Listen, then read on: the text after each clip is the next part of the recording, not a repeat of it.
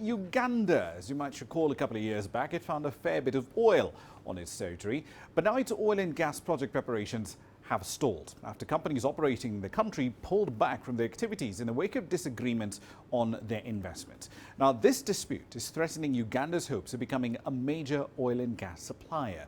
CGTN's Baleke starts us off tonight. It's more than a decade since Uganda discovered oil in the western part of the country bordering DR Congo. But preparations to take the oil out of the ground and onto the market have hit another obstacle. The net impact of this is that it is going to be very difficult to encourage or to entice more Ugandans to join oil and gas because of the uncertainty. And of course, there are the obvious things like the cost of money people have borrowed to buy equipment, to be ready. And all of a sudden, Baleke. French oil company Total, E&P Uganda, recently suspended all its activities following the collapse of a deal to buy a stake in British oil company Tullow. China's national offshore oil company CNOOC is also part of the transaction.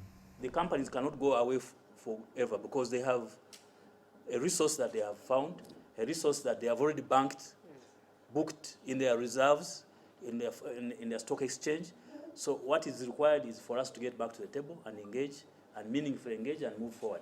China National Offshore Oil Corporation, CNOOC, Total and Tullow have jointly discovered an estimated 6.5 billion barrels of crude, 1.4 billion of which are recoverable. The latest disagreements on investments in Uganda's oil and gas are likely to further delay timelines for oil production earlier scheduled for 2022.